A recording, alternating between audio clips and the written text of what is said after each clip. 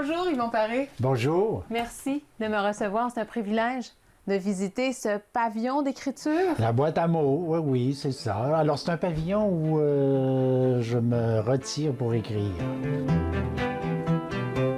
C'est un privilège peut-être parce qu'il n'y a jamais personne qui vient ici. C'est très rare, très, très rare. Je suis toujours seul ici. Est-ce que c'était nécessaire? Oui. Pour vous? Oui, c'est un vieux fantasme que j'avais de vouloir avoir un lieu retiré de la maison pour écrire, tout simplement, parce que j'écris uniquement ici. Je ne lis pas ici, je lis dans la maison. Mais là, quand je sors de la maison, et quand j'ai terminé l'écriture puis que je sors d'ici, c'est fini aussi. Ça coupe, là, c'est vraiment important. J'ai entendu parler de vos notes personnelles Oui. qui sont ici. Est-ce qu'on peut voir? Oui. Ça commence ici dans les années, mon Dieu, je dirais 80, peut-être avant un peu. Et là, vous prenez tout en note? Ah, à peu près tout ce qui me touche dans une journée. Quotidiennement? Quotidiennement, j'essaie de ne pas sauter de journée. Ça m'arrive des fois parce que la vie fait en sorte qu'on est occupé à d'autres choses, mais j'essaie le plus souvent possible de toujours garder le contact avec ça. Et alors, j'écris dans ces carnets-là et c'est un tour de force d'avoir réussi à garder le même format. Oui. C'est ma hantise là, que ça disparaisse. Alors, quand j'en trouve, j'en achète des quantités industrielles pour en avoir longtemps. Alors, je sais pas, j'ai 22 000 pages, quelque chose comme ça d'écrites. Alors, il y a de tout là-dedans, de la fiction, de la réflexion, mon journal intime, mes réflexions sur l'actualité, sur les lectures, sur toutes les chroniques littéraires sont parties un peu de ce carnet-là. C'est fascinant. De ces carnets-là. Ouais. C'est vraiment fascinant. Si vous le voulez bien, on va poursuivre la discussion à l'extérieur. La vue est trop belle. Alors, santé. Santé. Bon apéro littéraire. À l'été. Oui, à l'été. Oui. Est-ce que vous écrivez en ce moment?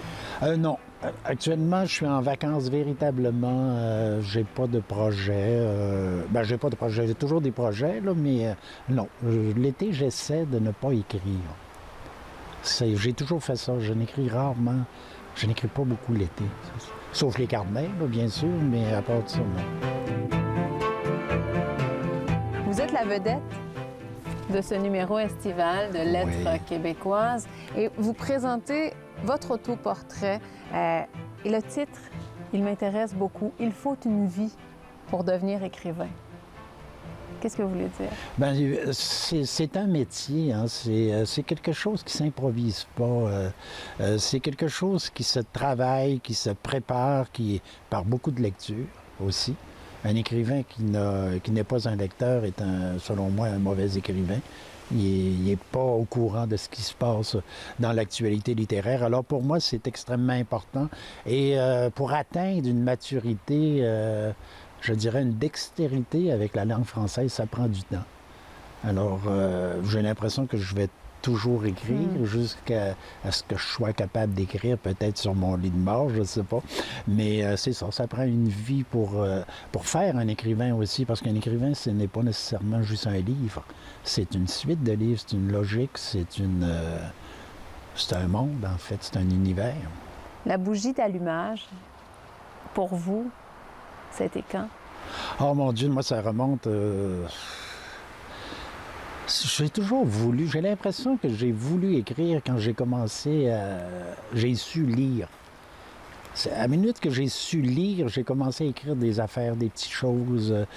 Puis c'est drôle parce que mes premiers écrits où j'avais à peu près, mon Dieu, 13-14 ans, c'est des carnets, comme un journal d'écrivain. Alors j'ai toujours été fasciné par ça sans le savoir. Là, j'écrivais des choses comme ça. Mais j'ai toujours voulu écrire. Ça a été spontané, ça a été décidé. Je voulais pas faire d'autre chose que ça. J'étais assez en réaction par rapport à ce qu'on m'enseignait, parce qu'on était toujours du côté des classiques français à l'époque. Puis moi, j'aimais beaucoup ce qui s'est passé au Québec.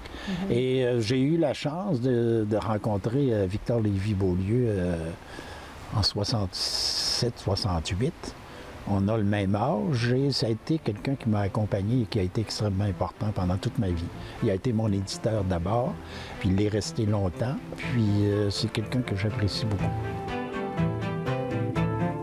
C'est l'été, c'est souvent la saison où les gens reprennent le goût de lire. Est-ce que vous avez des suggestions? Ah mon Dieu, il y a eu des très très beaux livres dernièrement qui ont sorti. Cette année, moi, c'est Larry Tremblay, certainement. L'Orangerie, c'est un des magnifiques livres que j'ai lu. Un livre, c'est un livre qu'on peut lire l'été. C'est dur, là, c'est quelque chose, mais il y a beaucoup de chaleur, beaucoup de trucs, de soleil, je dirais. C'est un livre écrit en couleur. C'est ce qui est rare. Hein? On a l'impression d'être enrobé dans une chaleur ou dans une couleur jaune ou orange. C'est quelque chose comme ça. Puis tout à fait dernièrement, j'ai lu un très beau livre de Claudine Bourbonnais, Métis Beach. Hein? C'est l'histoire de l'Amérique. Hein? C'est magnifique comme premier roman. C'est assez exceptionnel. Et moi, ça m'a rappelé plein d'affaires. Elle repasse toutes les années, les dernières années des États-Unis, à partir des hippies, à partir de la contestation de la guerre du Vietnam, des Américains qui fuyaient pour ne pas aller à la guerre au Canada et tout ça. Puis en même temps, la déchéance américaine avec ce qui est arrivé en 2011. Puis le fanatisme qui prend de plus en plus le dessus en Amérique et aux États-Unis. C'est un roman dérangeant, mais c'est magnifiquement écrit, très simple. C'est une fresque. Vraiment, c'est une belle lecture d'été, ça. D'une collègue radio-canadienne. Oui, elle est bonne. Elle est vraiment bonne. Ouais. Mais écoutez, ça a été un plaisir de vous en parler. Santé. Bon été. Bonne lecture.